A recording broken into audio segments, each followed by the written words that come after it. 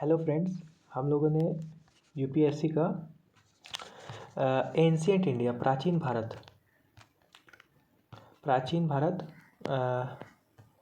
का पीवाईक्यू और ये प्रोसेस पूरा चल रहा है। और साथ में मैंने क्या किया कि आपको सिलेबस डिटेल सिलेबस मैंने आपको बताया, ठीक है। इसी प्रकार से फिर से मैं बता देता हूँ, सिलेबस के बारे में एक बार बता देता हूँ। प्राचीन भारत का मैंने क्या किया आपको कि सबसे पहले जो कीवर्ड्स दिए गए थे, यूपीएससी ने कीवर्ड्स जो दिए हैं वो आपको मैंने बताए, और फिर मैंने उसमें उन कीवर्ड्स में डिटेल सिलेबस बताया कि डिटेल में हमें क्या क्या पढ़ना है, ठीक है। आपने उसको देखिए, आप उसको देखिए, आपने उसको नहीं देखा है तो आपका वो प्राचीन भारत का प्लेलिस्ट में वो आपको मिल जाएगा, ठीक है। अब हम क्या करने वाले हैं, अब हम यहाँ देखिए प्री और मेंस को क्या करेंगे, साथ में लेके चलेंगे। इतिहास का सेगमेंट हम लोग पूरा करेंगे। अभी पहले सबसे पहले इसमें हम लोग क्या कर रहे हैं, आपको ये हम लोग प्राचीन भारत हो गया। अब हम लोग मध्यकालीन भारत का डिटेल सिलेबस देखेंगे आज, ठीक है। डिटेल सिलेबस देखेंगे कि यूपीएससी में प्री और मेंस में क्या क्या पढ़ना पड़ता है। अलग अलग कुछ नहीं पढ़ना पड़ता है, हमें क्या करना होता है, प्री का और मेंस का हम लोग को एक ही में कंपाइल करके हम लोग कुछ सिलेबस बनाएंगे और उसमें से उसी तरह से हम लोग कंप्लीट करते जाएंगे। मैंने टॉपिक के बगल में एक बॉक्स बनाया हुआ है, देखिए उसमें आपको क्या करना है, टिक मारना है अगर आपका कंप्लीट हो जाए तो। मैं उम्मीद करूँगा कि आप नोटबुक लेके बैठे हैं और सिलेबस को एनालाइज किए हुए हैं। आप कीवर्ड्स वाला वीडियो देखिए और उसके बाद अब ये वीडियो देखिए डिटेल वाला, ठीक है। और मैं फिर से बता देता हूँ कि सिलेबस मैंने एनालाइज करवा दिया, ठीक है। पीवाईक्यू हो रहा है एंड एनसीईआरटी, ये तीनों, ये सब प्रोसेस चल रहा है। इसी के साथ मैं बुक्स भी लाऊंगा, ठीक है, और उसके बाद ये पूरा हो जाएगा, ठीक है। आगे चलिए हम लोग देखते हैं। और साथ में क्या, एनसीईआरटी को कैसे मैंने बताया था, एनसीईआरटी जब मैं पढ़ाऊंगा तो चैप्टर मान लीजिए 1 कंप्लीट हो गया, ठीक है। तो अब क्या होगा, उसी के नीचे उसी प्लेलिस्ट में उस बुक का, मान लीजिए ज्योग्राफी का आप प्लेलिस्ट में गए और वहाँ पे चैप्टर 1 आप कंप्लीट किए, तो उसी का कंप्लीट होने के नीचे प्रैक्टिस है। तो प्रैक्टिस है, आप वहाँ पर क्या करिए, प्रैक्टिस करिए उसको, क्योंकि आपका पढ़ा हुआ आपको वो देख पाएंगे कि आप कितना समझ पा रहे हैं, क्या नहीं स्कोर आ रहा है आपका, ठीक है। अब सिलेबस पॉइंट पॉइंट में आप लिखते चलिए प्राचीन भारत का, ठीक है। हम लोग क्या कर रहे हैं, प्राचीन भारत का, मेडिवल इंडिया का कर रहे हैं, ठीक है। अब मैं एनालाइज करवा रहा हूँ, ठीक है। अब देखिए, मध्य एशियाई राजनीति और भारत की ओर बाबर का बढ़ना, ठीक है। मध्य एशियाई राजनीति को हम लोग समझेंगे जब हम लोग पढ़ेंगे मध्यकालीन भारत को। तो मध्य एशियाई राजनीति क्या था, मध्य एशिया में क्या राजनीति चल रही थी और बाबर का क्या रोल था भारत में, कैसे वो एंटर कर रहा था, ये हम लोग उसको देखेंगे। इसमें क्या क्या पढ़ेंगे, पॉइंट पॉइंट में तैमूर पढ़ेंगे, इसके बारे में हम लोग ऐसे ऐसे फैक्ट बना के रख लेंगे मेंस, ताकि कुछ मेंस में लिख पाएँ और हम लोग फैक्चुअल फैक्ट्स पीटी में भी काम आ जाए, ठीक है। इसी तरह जल्दी जल्दी देखिए, तैमूर को देखेंगे, तैमूर उज्बेक और उज्बेक ईरान युद्ध, ठीक है। तैमूर उज्बेक और उज्बेक ईरान युद्ध, ये दोनों जो वार हुए थे इनको देखेंगे, ठीक है। तैमूर उज्बेक और उज्बेक ईरान, ठीक है। और बाबर को अलग से हम लोग पढ़ेंगे, ठीक है। तैमूर पढ़े और बाबर भी हम लोग पढ़ेंगे, ठीक है। आगे चलिए डिटेल, ये बाबर भी अच्छा क्वेश्चन आता है इससे। आगे चलिए, फिर क्या है कि इसी सेगमेंट में हम लोग बाबर का भारत की ओर अग्रसर होना पढ़ेंगे कि भारत में बाबर का कैसे एंटर कर रहा है, क्या उसको रुचियाँ आ रही है उसमें, ठीक है। अब पॉइंट 2 में क्या पढ़ेंगे, देखिए पॉइंट 2 में क्या पढ़ेंगे, यहाँ पर ध्यान दीजिए। पॉइंट 2 में पढ़ेंगे उत्तर भारत में वर्चस्व के लिए संघर्ष, अफगान, राजपूत और मुगल। यहाँ पर समझिए, एक सेकेंड में दिखाता हूँ, एक मिनट देखिए गाइस, ये आपका भारत हो गया उत्तर भारत, ठीक है। उत्तर भारत में वर्चस्व का संघर्ष चल रहा था कि कौन सी संघर्ष, देखिए अफगान, राजपूत और मुगल, इनके सब बारे में हम लोग मध्यकाल में पढ़ेंगे, ठीक है। आराम आराम से देखिए। इब्राहिम लोदी आपने सुन रखा है, इसके बारे में कुछ कुछ सुना होगा आपने। अगर आपने इतिहास नहीं पढ़ा है तो भी आपको कोई टेंशन नहीं लेना है, मैं इसको रोचक तरीके से आपको बताऊंगा, टेंशन नहीं लेना। आपको क्या करना है, सबसे पहले जो तरीका है उसको चलिए, सिलेबस देखिए, उसके बाद पीवाईक्यू करवाएंगे, ठीक है। उसके बाद ये दोनों को एनालाइज करिए, आप लोग इंटरलिंक करिए क्या आ रहा है, उसके बाद आप बुक्स को और जाइए और नोट्स की ओर। नोट्स भी मैं इसमें आपको दिखाऊंगा कि कैसे बनाए जाते हैं, सब बताऊंगा। आपको कोई दिक्कत हो तो कमेंट करिए, ठीक है। इब्राहिम लोदी और बाबर के बीच में जो युद्ध, पानीपत की लड़ाई है ना, के बीच जो युद्ध हुआ है वो पढ़ना है, और पानीपत की लड़ाई खास तौर पर पढ़ना है, ठीक है। आगे चलते हैं। इसी सेगमेंट में क्या करना है, पानीपत की लड़ाई के बाद की समस्याएं, जैसे पानीपत की लड़ाई हुआ तो उसके बाद क्या क्या समस्याएं उभर कर देश में आई, ये पढ़ना है। और समस्याएं क्या उनके बीच में भी क्या आई और भारत के लोगों के बीच में भी क्या आई, ठीक है, ये आपको पढ़ना है बाबर के यहाँ। और ये राणा सांगा के बारे में आपको समझना है, राणा सांगा के साथ युद्ध कैसे हुआ, ठीक है, इसका राजनीति क्या था, इसके बारे में पढ़ेंगे, इसका क्या महत्व था उस वक्त। पूर्वी क्षेत्रों की समस्याएं और अफगान, ठीक है, पूर्वी क्षेत्र में क्या समस्याएं चल रही थी, भारत का पूर्वी क्षेत्र में क्या चल रहा था और अफगान में क्या चल रहा था, ये हम लोग दोनों को ये समझेंगे। बाबर का योगदान और भारत में उसके आगमन का महत्व, ठीक है, तो बाबर के बारे में समझेंगे कि बाबर का योगदान क्या क्या रहा भारत में, और भारत आने से उसका क्या महत्व हुआ, उसमें भारत को क्या मिला, ये सब हम लोग पढ़ेंगे। क्योंकि देखिए कोई भी आता है तो वहाँ की संस्कृति लाता है, और वहाँ का संस्कृति और भारत का संस्कृति क्या होगा, मिल जाएगा, तो क्या होगा, एक नई संस्कृति और नए आर्ट एंड कल्चर का उद्भव होगा, जो हम लोग देखेंगे हम लोग उसमें मैप में। देखिए यहाँ पर डायग्राम भी दिखाऊंगा, चित्रों को दिखाऊंगा, आर्ट एंड कल्चर की अलग से क्लासेस करूँगा मैं, बेहतरीन तरीके से आर्ट एंड कल्चर लाने वाला हूँ, ठीक है। यहाँ देखिए ऑप्शनल को भी मैंने बता रखा था कि मैं ऑप्शनल को भी करवाऊंगा, ठीक है, एक मिनट गाइस। हाँ ये देखिए, ये क्या है, उत्तर भारत में वर्चस्व के लिए संघर्ष, उत्तर भारत में वर्चस्व के लिए संघर्ष मैंने बताया था टॉपिक वाइज ऊपर में। अब क्या है, उत्तर भारत में किन किन के बीच में संघर्ष होगा, ये हम लोग पढ़ेंगे। हुमायूं, अफगान, है ना, हुमायूं और अफगान में जो हो रहा था, सो आप समझते जा रहे हैं ना, लिंक कर रहे हैं कि अफगान ऊपर में था, अब हुमायूं और अफगान करेंगे, ठीक है। अब हुमायूं की प्रारंभिक गतिविधियाँ, हुमायूं की प्रारंभिक गतिविधियाँ क्या थी, हुमायूं को कमज़ोर शासक माना गया, कि अब क्या माना गया उसके बारे में हम लोग डिटेल पढ़ेंगे, प्रारंभिक गतिविधियाँ क्या हुई, और बहादुर शाह के साथ क्या संघर्ष रहा, कैसा संघर्ष रहा, क्या क्या उससे सीखने को मिलेगा हमें। गुजरात का सैन्य अभियान देखेंगे, गुजरात का सैन्य अभियान क्या था, उसके बाद ऐसे टॉपिक वाइज लिखेंगे, ठीक है। बंगाल का सैन्य अभियान और शेर खान के साथ संघर्ष, ये हम लोग समझेंगे कि बंगाल के साथ कैसा सैन्य अभियान था, और शेर खां के साथ, शेर शाह या शेर शाह सूरी और शेर खां एक ही नाम है, ठीक है, इसमें इसके साथ क्या होगा ये देखना है, ठीक है। यहाँ देखिए उत्तर भारतीय साम्राज्य, है ना, उत्तर भारतीय साम्राज्य की स्थापना, उत्तर भारतीय साम्राज्य की स्थापना के बारे में समझेंगे, कैसे कैसे, सूर्यवंश, यहाँ देखिए टॉपिक वाइज देख रहे हैं, नाम एकदम क्लियर होते जा रहा है आपको, ऐसे आपका क्लियर हो जाए आपका नोट्स में तो वैसे टिक मार दीजिए। सूर्यवंश, शेर शाह की प्रारंभिक जीवन, है ना, शेर शाह का प्रारंभिक जीवन, बिहार की सामाजिक और राजनीतिक पृष्ठभूमि और सत्ता में शेर शाह का उदय, शेर शाह के टाइम में आपका शेर शाह का कैसे उदय हो रहा है, और फिर बिहार का सामाजिक और राजनीतिक पृष्ठभूमि क्या है। मैंने फिर से बताया था कि किसी भी हिस्ट्री को पढ़ने का 2-3 तरीका है, पहला राजनीति क्या है वहाँ का, है ना, पॉलिटिक्स कैसा चल रहा है, फिर आपका इकोनॉमी कैसा चल रहा है, आपको अर्थव्यवस्था क्या चल रहा है, फिर आर्ट एंड कल्चर क्या चल रहा है वहाँ पे, कैसा है समाज, कैसा है, इस तरह करके पृथक करके हम लोग पढ़ते हैं। तो आगे देखिए सूरशाह साम्राज्य, सूरशाह सूरी इसी में, सूर साम्राज्य 1540 से 1556 तक, इसको पढ़ेंगे पूरा डिटेल से। उसके बाद शेर शाह का योगदान पढ़ेंगे, शेर शाह का योगदान, ठीक है, जो जो टॉपिक यहाँ पे नाम लिया जा रहा है, ठीक है, शेर शाह का योगदान, सूरशाह साम्राज्य, ये टाइम पीरियड, ये सब देखिएगा PYQ में आपको मिलेगा, ठीक है। अब देखिए प्राचीन भारत का आपने एनालाइज किया होगा तो आपको देखने को मिला होगा कि कैसे मिलता है उसमें।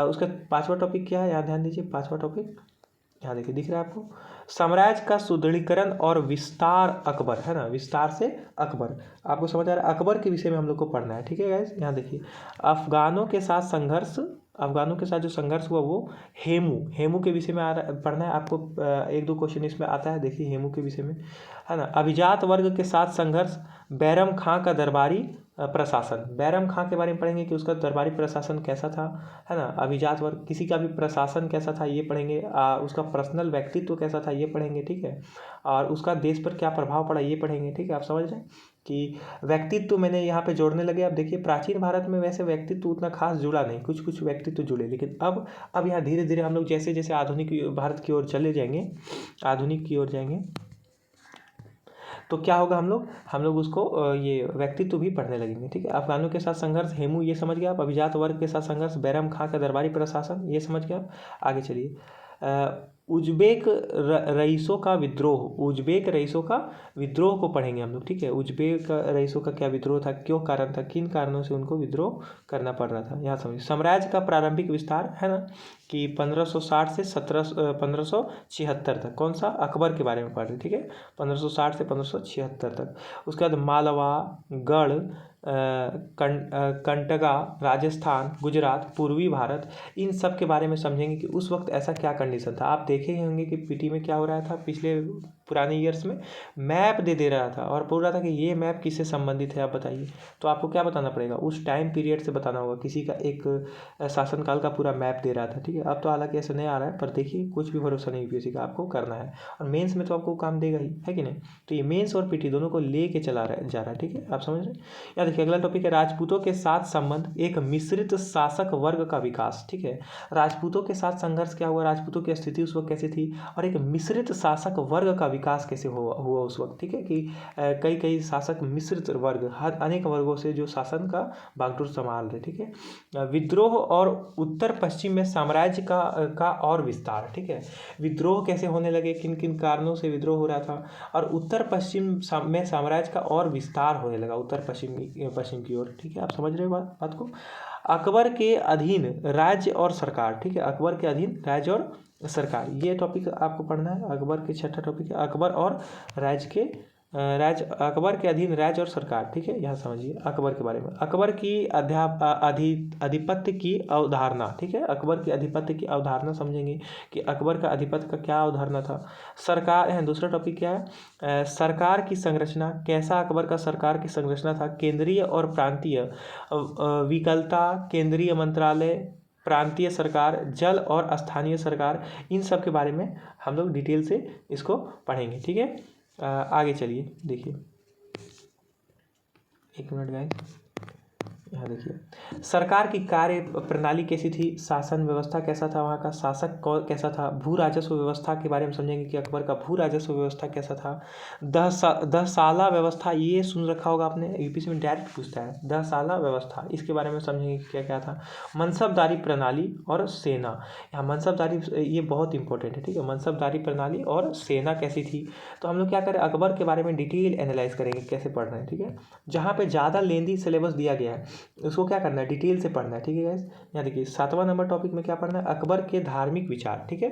अकबर में ही हम लोग को डिटेल में पढ़ते हुए उसका जो राजनीति था ये सब पढ़े, विचार था ये पढ़े, है ना।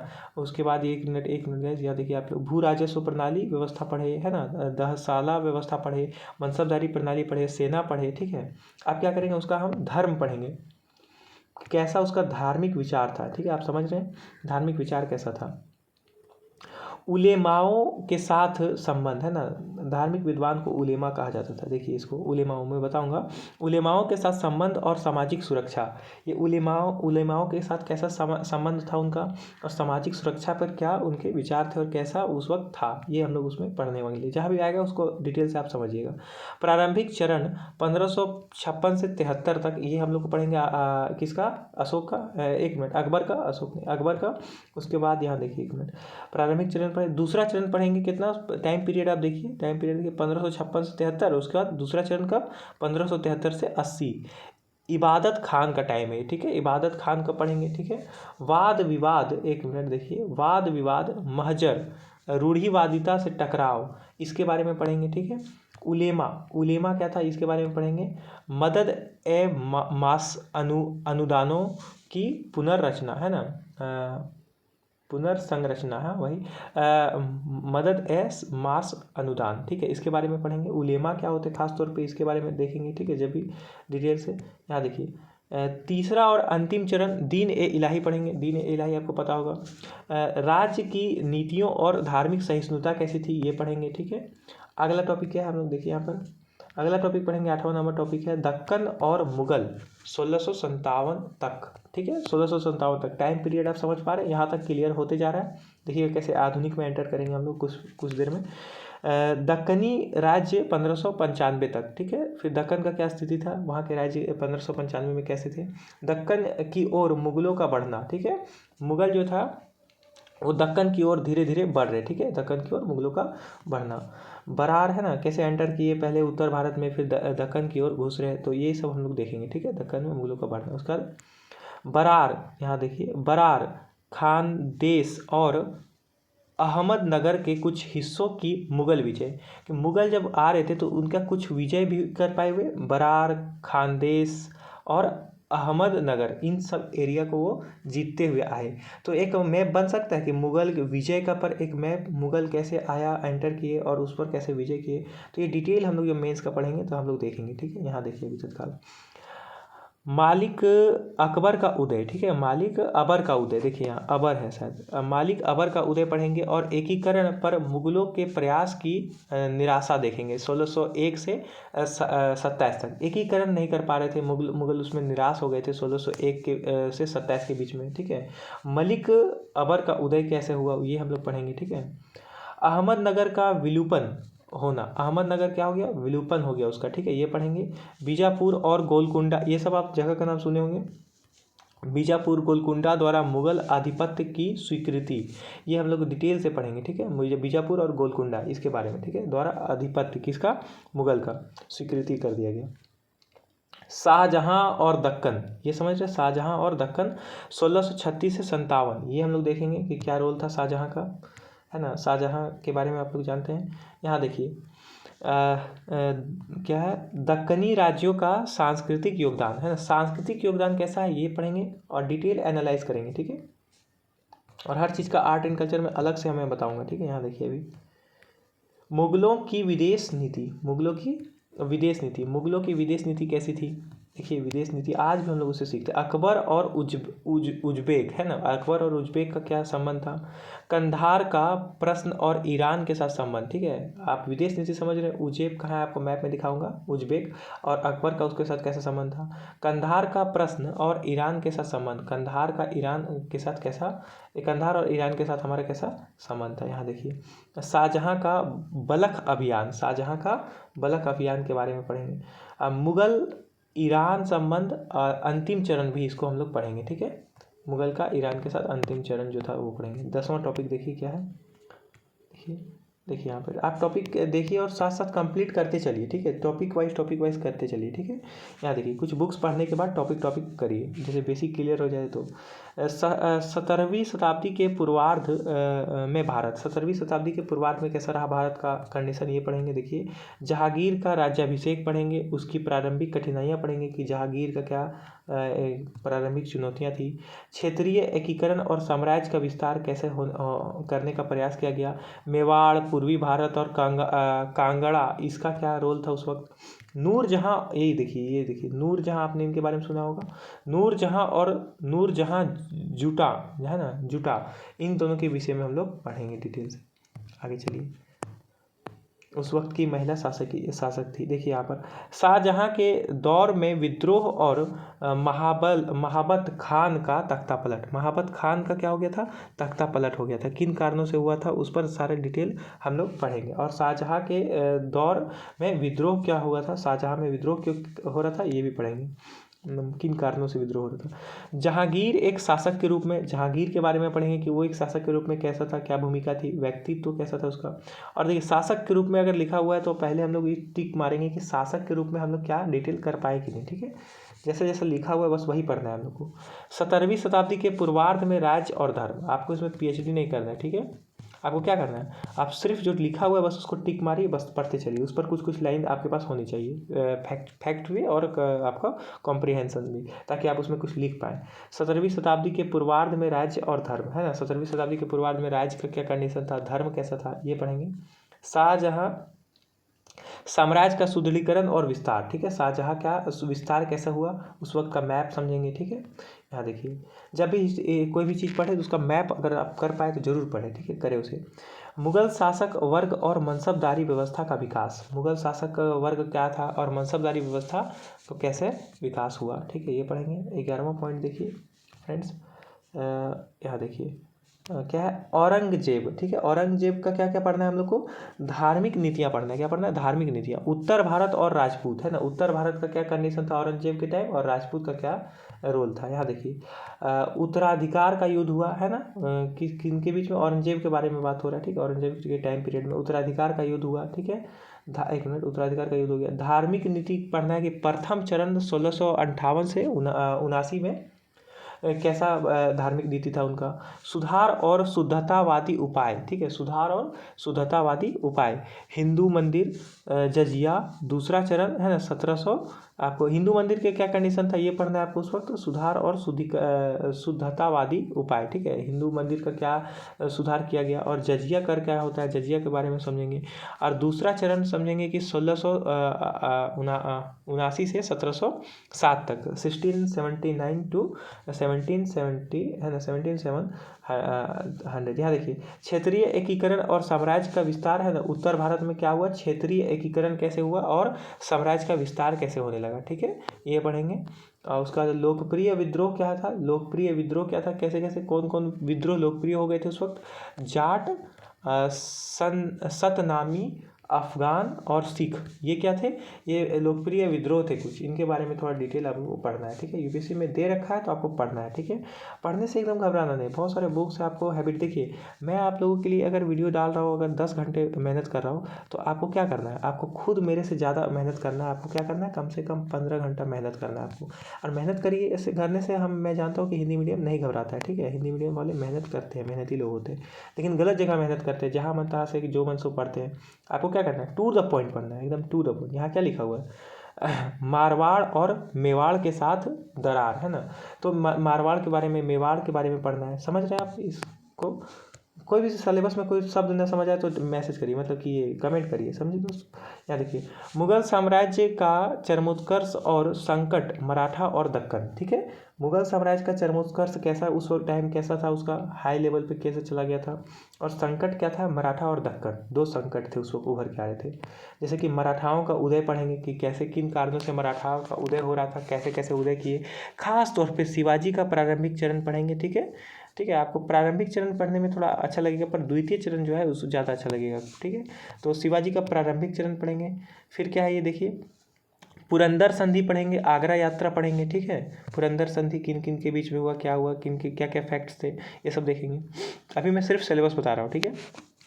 शिवाजी का स्वराज्य है ना, शिवाजी का स्वराज का क्या मान्यताएं थी, ये बहुत बड़ा है। ऑप्शनल लेवल पे ये क्वेश्चन पूछा जाता है कि बहुत डिटेल में एनालाइज किया जाता है कि शिवाजी का स्वराज जो था उनका क्या मान्यता था। आज भी आप इतिहास के ज्ञानी लोग जो होते हैं, हिस्टोरियंस होते हैं, उन पर ये वाद विवाद आप देखेंगे जरूर। जेएनयू में काफ़ी बार इस पर वाद विवाद होता है, ठीक है। कुछ टॉपिक्स हैं हिस्ट्री के जिसमें वाद विवाद होते हैं, जैसे आधुनिक भारत में गांधी, आपको एक ऐसा फेमस टॉपिक है जिस पर वाद विवाद हमेशा होता है। मैं सब कुछ समझाऊंगा कि किन कारणों से हमारा आज़ादी के बाद गांधी पर ऐसा संदेह भरा चीज़ों को देखा जाने लगा, इस पर मैं चर्चा करूंगा। यहाँ देखिए, शिवाजी का स्वराज पढ़ेंगे, प्रशासन और उपलब्धियाँ पढ़ेंगे, ठीक है। शिवाजी का क्या प्रशासन का तरीका था और उपलब्धियाँ कैसी थी, ठीक है। औरंगजेब और दक्कनी राज्य, ठीक है, औरंगजेब और दक्कनी राज्य, इसके बारे में पढ़ेंगे। कब टाइम पीरियड देखिए, 1658 से 87 के बीच, ठीक है। मराठा और दक्कन पढ़ेंगे, ठीक है। मराठा और दक्कन 1687 से लेके 1707 तक, ठीक है। आगे देखिए, औरंगजेब और जागीरदारी संकट का आकलन, ये हम लोग समझेंगे कि जागीरदारी संकट क्या था, जागीरदारी व्यवस्था कैसे था औरंगजेब के लिए, एक संकट के रूप में उसको आकलन करेंगे। यहाँ देखिए, पॉइंट पॉइंट में मैं बता रहा हूँ कि क्या क्या पढ़ना है, आप लोग लिखते चलिए ये सब चीज़ों को जो आपको काम का लगता है। यहाँ देखिए, समाज संरचना और विकास, ठीक है, समझ रहे हैं आप गाइस, ये मेंस और पीटी का सिलेबस है। समाज और संरचना का विकास, ठीक है। ग्रामीण समाज, कस्बे और कस्बे के जीवन, कैसे ग्रामीण समाज था उस वक्त, कस्बे और कस्बे का जीवन कैसा था। ऐसा नहीं कि सिर्फ हम लोग समृद्ध वर्ग को पढ़ रहे हैं ना, कुलीन वर्गों को और सब चीज़ों को, सारे लोगों को आपको पढ़ना है, ठीक है, कि कैसा था कस्बे का जीवन। कारीगर और निपुण शिल्पकार का क्या भूमिका था उस वक्त, शिल्पकारी का क्या कंडीशन था, महिला का क्या कंडीशन था, महिलाओं के बारे में समझेंगे। महिलाओं का विकास आप एंशिएंट इंडिया से आप पढ़ते आ रहे हैं कि कैसे अप था, डाउन हो गया, फिर मेडिवल इंडिया में क्या कंडीशन है, ये सब देखेंगे, ठीक है। नौकर और दास को देखेंगे आप, नौकर और दास को, कि नौकर और दास का क्या कंडीशन था। जीवन स्तर ओवरऑल जीवन स्तर कैसा था मध्यकाल में, ठीक है। टाइम पीरियड आप देखते चलिए। शासक वर्ग के बारे में पढ़ेंगे, रईस, ग्रामीण रईस, ठीक है, रईस क्या है, ग्रामीण रईस का क्या कंडीशन है, मध्य स्तर और वाणिज्यिक वर्ग, ठीक है, वाणिज्यिक वर्ग, मध्य स्तर, ये सबको देखेंगे, ठीक है। आज भी हम लोग के लिए ये प्रासंगिक है, क्योंकि आज भी ऐसा ही हम लोग को बांटते हैं लोगों के बीच आर्थिक ये भेदभाव। यहाँ देखिए, चौथा 14वां पॉइंट क्या है, आर्थिक जीवन पैटर्न और संभावनाएं। ठीक है, आर्थिक जीवन पैटर्न कैसा था समझ रहे हैं, और संभावनाएं क्या क्या थी। जैसे अंतर्देशीय व्यापार, अंतर्देशीय व्यापार है ना, एक ही देश के इनर में कितना व्यापार हो रहा है ना, ये इसको पढ़ेंगे। विदेशी व्यापार को समझेंगे कि विदेशी व्यापार की भूमिका क्या है। ठीक है, उस वक्त कैसी थी। कंपनियां, अब देखिए यहाँ से आप समझने का प्रयास करिए कि कंपनियां, भूमि व्यापार पर भारतीय व्यापारी की स्थिति। ठीक है, मध्यकाल के बाद पूर्व मध्यकाल आता है, तो आप इसको एंटर करने ही वाले हैं। ठीक है, आप देखिए यहाँ पर कंपनियां, भूमि व्यापार पर भारतीय व्यापारियों की स्थिति कैसी थी। ठीक है, मुगल राज्य और वाणिज्य आपको देखना है, मुगल राज्य और वाणिज्य क्या थे उनके।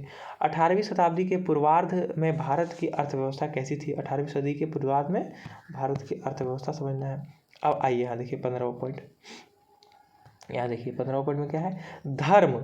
यहाँ देखिए पॉइंट में धर्म, ललित कला, विज्ञान और प्रौद्योगिकी, ये 3 चीज़ पढ़ना है। ठीक है, धर्म में क्या पढ़ना है, हिंदू धर्म, सिख धर्म, इस्लाम धर्म। ठीक है, इस तीनों के बारे में उस वक्त क्या कंडीशन था, आपस में क्या संबंध थे, ये सब पढ़ेंगे। ठीक है, कैसे कंडीशंस थे ये देखेंगे। ललित कला में क्या पढ़ेंगे, वास्तुकला, चित्रकला, भाषा और साहित्य और संगीत। उस वक्त चित्रकला का क्या रोल था, किन किन कारणों से चित्रकला व्यापक हुआ।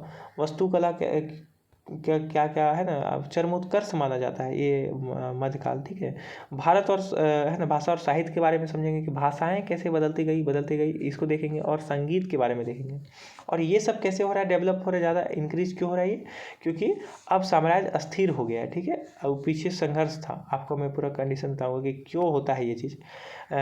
विज्ञान और प्रौद्योगिकी, विज्ञान और प्रौद्योगिकी, साइंस एंड टेक, आज भी हम लोग पढ़ते हैं तो उस वक्त का क्या साइंस और टेक था, है ना, विज्ञान और प्रौद्योगिकी क्या था। यहाँ देखिए 16वां नंबर में क्या है, 18वीं शताब्दी के पूर्वार्ध में उत्तरी भारत, है ना, 18वीं शताब्दी के पूर्वार्ध में उत्तरी भारत का क्या कंडीशन था। ठीक है, जैसे कि इसमें टॉपिक वाइज बहादुर शाह जफर प्रथम, है ना, यहाँ जो नाम लिखा हुआ है उसको पढ़ना है आपको। ठीक है, बहादुर शाह प्रथम और वजारत के लिए संघर्ष की शुरुआत कैसे हुआ, राजपूत मामले क्या थे, मराठा और दक्कन का, है ना, अलग अलग पक्षों द्वारा बगावत का सुर कैसे पकड़ने लगा, ये सब पढ़ेंगे, है ना। नई वजारत के लिए संघर्ष, क्या संघर्ष हो रहा है, क्यों नई वजारत के लिए संघर्ष हो रहा है। जुल्फिकार खान कौन है ना, जुल्फिकार खान और जहांदार शाह 1712 से 13, ये इसके बारे में समझेंगे। ठीक है, जुल्फिकार और क्या कहते हैं, जहांदार शाह। ठीक है, 1712 से 13। नई वजारत के लिए सैयद बंधुओं का संघर्ष। ठीक है, नई, है ना, वजारत के लिए जो वराजत आ रहा है उसमें सैयद बंधुओं का संघर्ष क्या था, ये आपको देखना है। ठीक है, सैयद, नया वजारत, इसके बारे में आपको पढ़ना है। ठीक है, उस वक्त ये जो भी कीवर्ड्स आ रहे हैं उसको आपको पूरा अच्छे से समझना है। एम अमीन खान और निजाम उल मुल्क की वजारत। ठीक है, इनके बारे में पढ़ना है। क्षेत्रीय राज्यों का उदय और भारत के विदेशी आक्रमणों की शुरुआत, है ना, भारत के विदेशी आक्रमणों का शुरुआत हो गया 1725 से 48। आप समझ रहे पॉइंट में। यहाँ देखिए पॉइंट 17वां। ठीक है, आई गेस ये लास्ट टॉपिक है। देखिए वर्चस्व के लिए मराठाओं का अभियान। ठीक है, वर्चस्व के लिए मराठाओं का अभियान क्या था, मराठाओं के बारे में पढ़ना है विशेष रूप से। मराठा और उनकी विस्तार की नीति। ठीक है, मराठा और उसकी विस्तार की नीति। मराठा और निजाम उल मुल्क। ठीक है, ये पढ़ना है। मराठाओं का गुजरात और मालवा अग्रसन, ये पढ़ना है, गुजरात के संदर्भ में और मालवा के संबंध में। ठीक है, गुजरातों का, है ना, सॉरी देखिए मराठों का दोआब और पंजाब में आगे बढ़ना। ठीक है, पंजाब की ओर बढ़ना और दोआब के बारे में पढ़ेंगे। प्रथम चरण देखिए यहाँ पर, प्रथम चरण 1741 से 52 और दूसरा चरण 1752 से 61, ये दोनों को अलग अलग करके हम लोग पढ़ेंगे। पानीपत की तीसरी लड़ाई पढ़ेंगे। ठीक है दोस्तों, देखिए सिलेबस यहाँ पर ये मेडिवल इंडिया का ख़त्म हो गया। ठीक है, अब मैं एक बात पूछना चाहूँगा, आप लोग कमेंट करके बताइएगा कि हिंदी मीडियम में, जिनका हिंदी मीडियम है वो बताएंगे, और जिनका इंग्लिश मीडियम भी है अगर आप वो देख रहे हैं तो वो भी बताएंगे। इंग्लिश वाले अपना इंग्लिश लिख लेंगे ब्रैकेट में, इंग्लिश मीडियम। हिंदी वाले क्या बताएंगे कि आपका ऑप्शनल क्या है,